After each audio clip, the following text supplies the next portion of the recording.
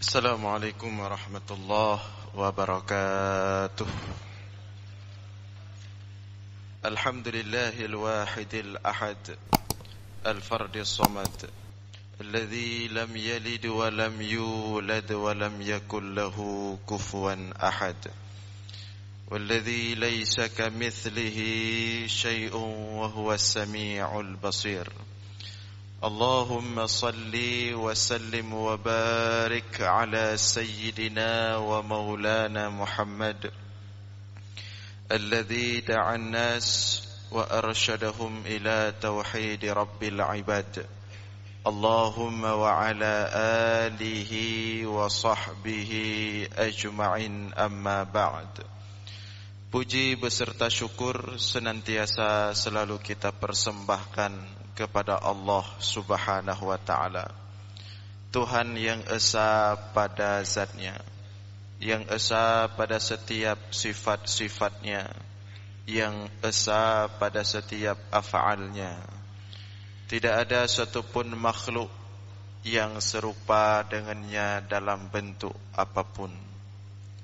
Selawat beriringkan salam juga kita sampaikan kepada baginda Rasulullah sallallahu alaihi wasallam, kepada seluruh keluarga dan sahabat-sahabatnya sekalian.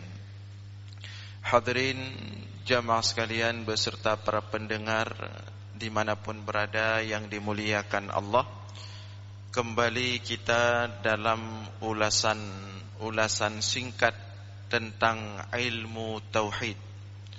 Pertemuan sebelumnya kita sudah membahas nilai ketauhidan yang terkandung dalam niat ketika kita melakukan salat, atau bahasa yang lebih pasnya hikmah atau hakikat niat dalam salat, bahwa berangkat dari hakikat salat itu sendiri, atau inti daripada salat, atau tujuan utama daripada salat, yaitu sebagaimana disebutkan oleh Syekh Waliullah Ad-Dahlawi dalam kitabnya Hujjatullah Al-Balighah, bahwa hakikat salat adalah menundukkan hati kita di hadapan kebesaran dan keagungan Allah. Kemudian ketundukan hati di hadapan kebesaran dan keagungan Allah, ketika berhadapan dengan kebesaran dan keagungan Allah, kita ucapkan, kita wujudkan dalam bentuk ucapan-ucapan, dan kita wujudkan dalam bentuk gerakan-gerakan. Maka setelah niat, proses berikutnya yang kita lakukan dalam salat adalah takbiratul ihram, di mana salat tidak sah kalau tidak ada takbiratul ihram, takbir yang membuka salat. Disebut dengan ihram seluruh perbuatan yang bisa kita lakukan di luar salat, seperti berbicara dan makan, menjadi haram ketika kita masuk dalam salat. Itu makna takbiratul ihram. Namun ada makna yang lebih jauh dari itu.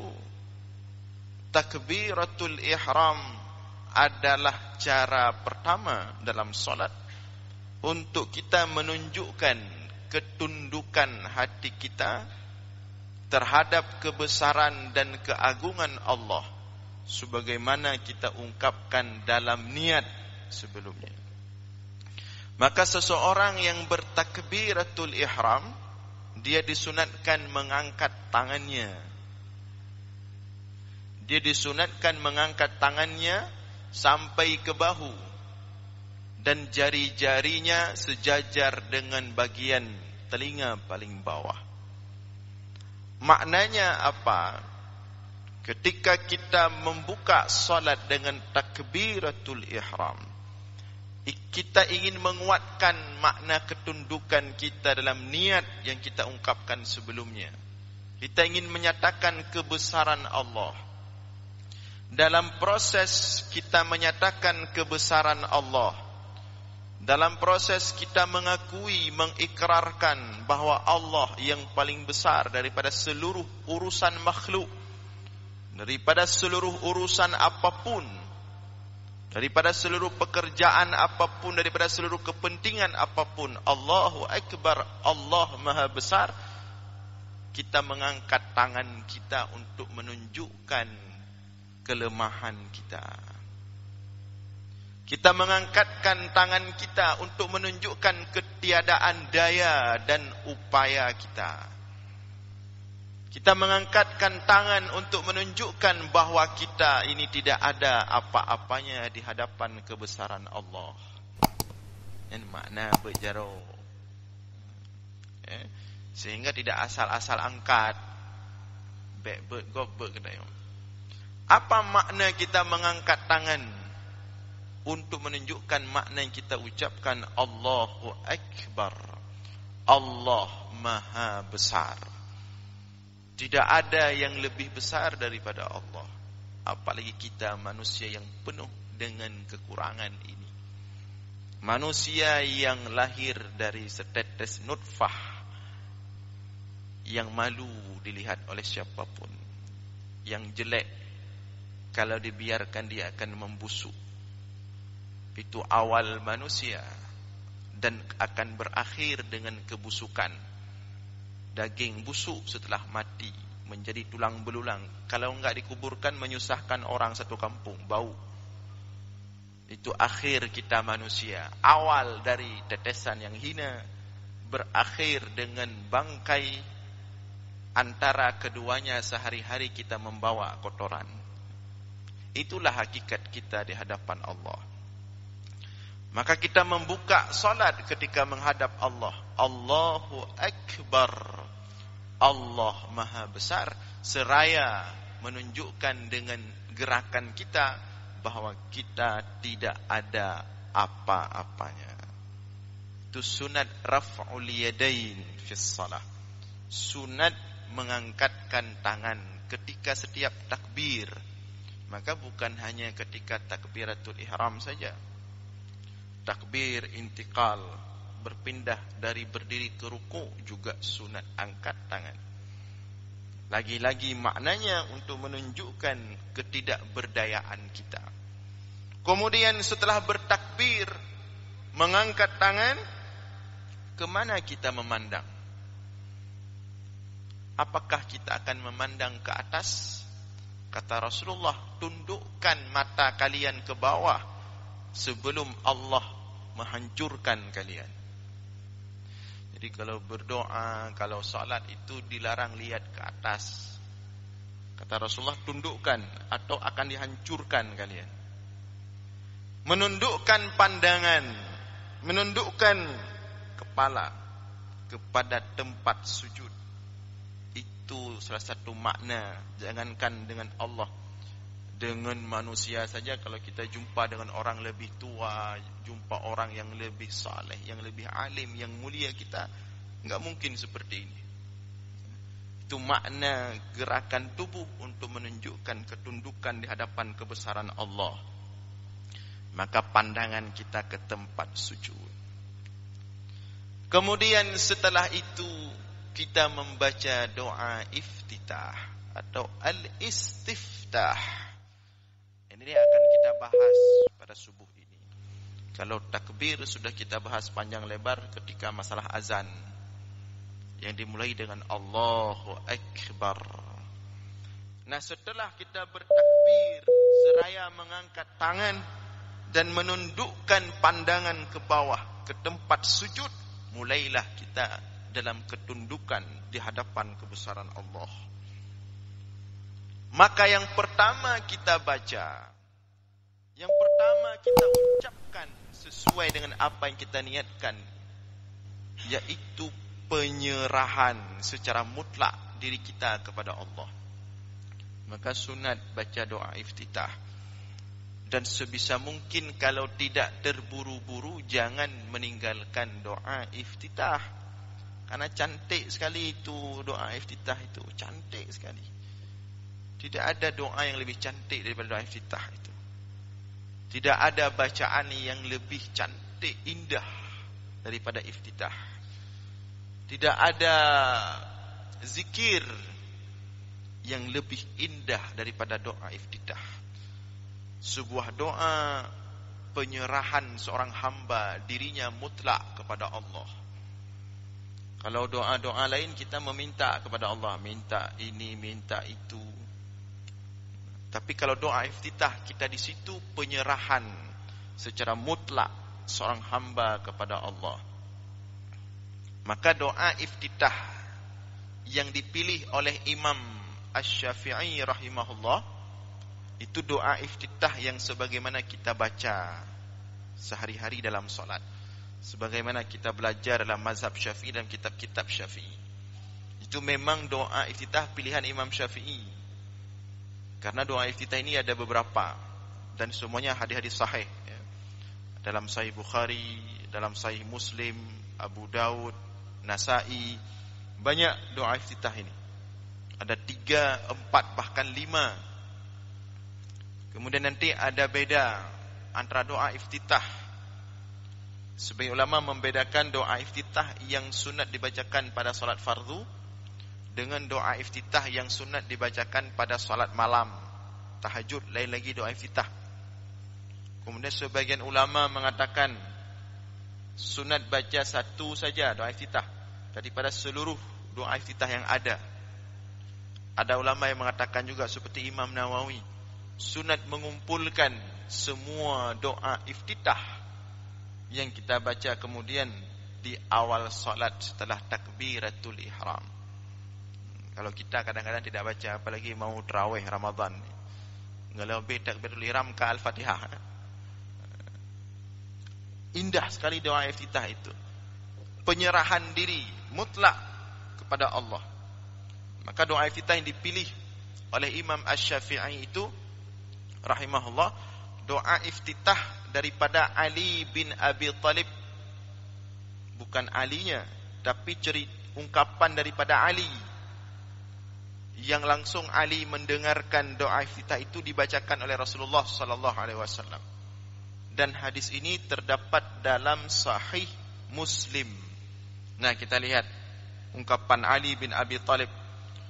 Rawa Muslim wan Nasa'i an Ali bin Abi Thalib radhiyallahu anhu, diriwayatkan oleh Imam Muslim dan Imam Nasa'i daripada Ali bin Abi Thalib radhiyallahu taala anhu.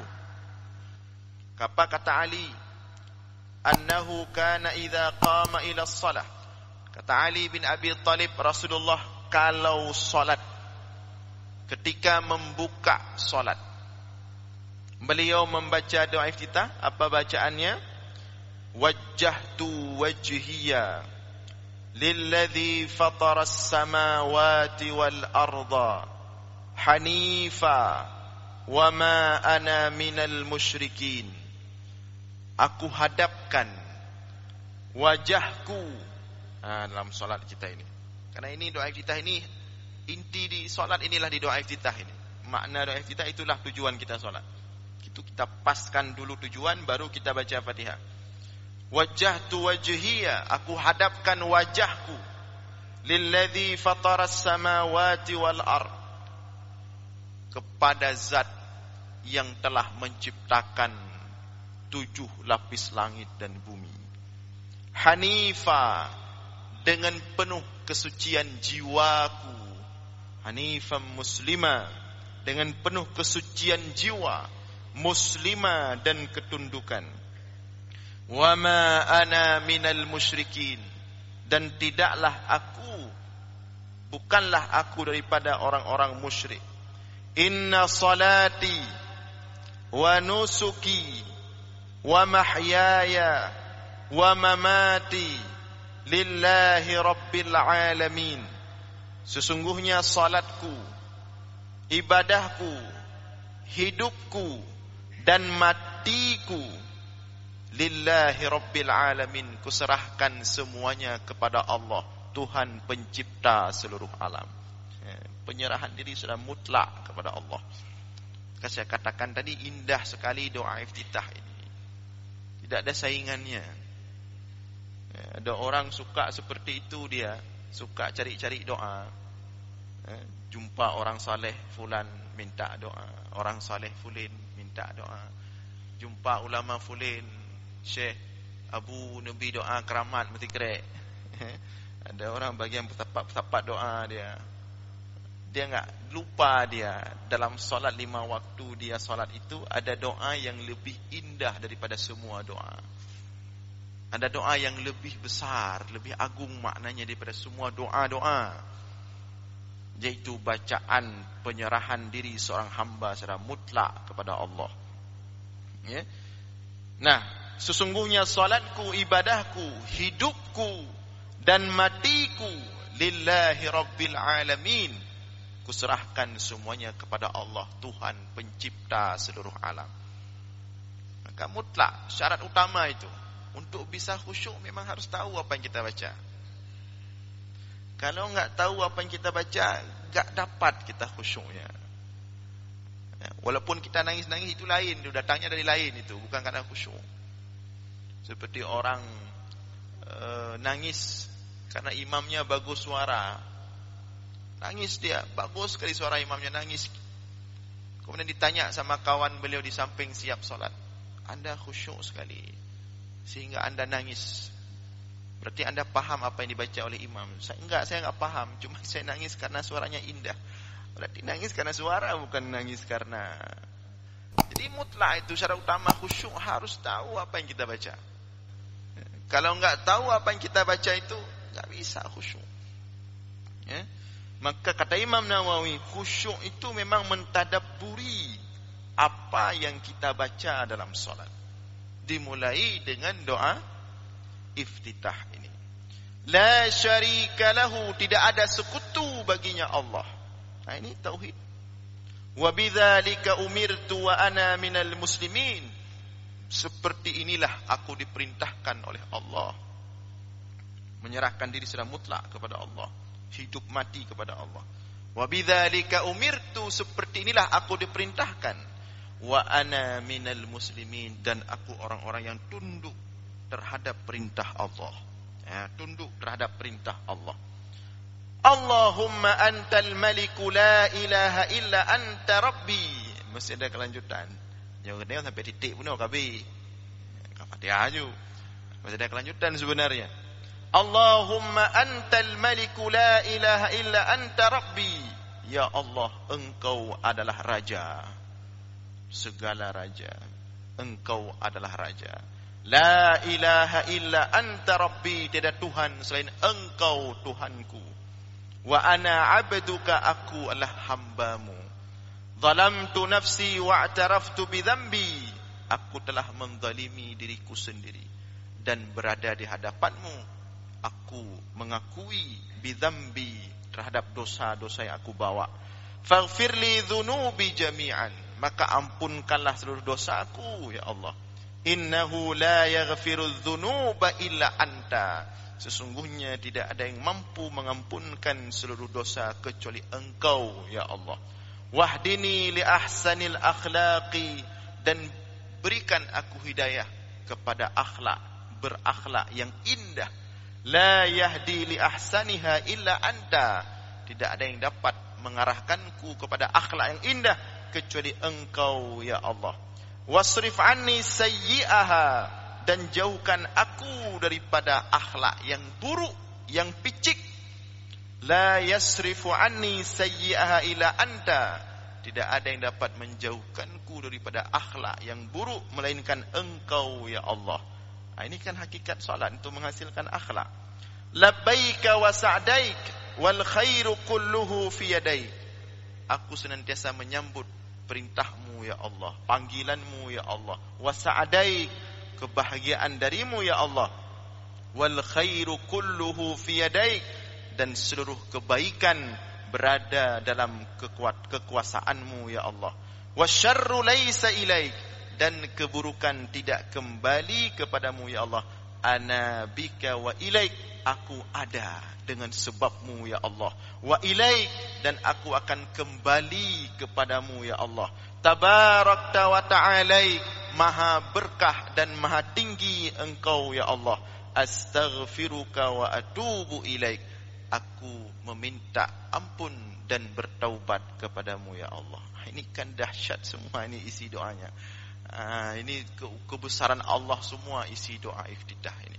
Maka mudah-mudahan setiap solat dimulai dengan takbir tadi, kemudian ketundukan di hadapan Allah, kemudian membaca doa iftitah, hendaklah kita lakukan dengan penuh tadabbur, dengan penuh penghayatan, dan kita mengetahui apa yang kita baca. Mudah-mudahan ada manfaat. Mohon maaf atas segala kekurangan. InsyaAllah kita lanjutkan subuh Jumat depan. Aqulu qawli hadza wastaghfirullah li wa lakum. Wassalamu alaikum warahmatullahi wabarakatuh.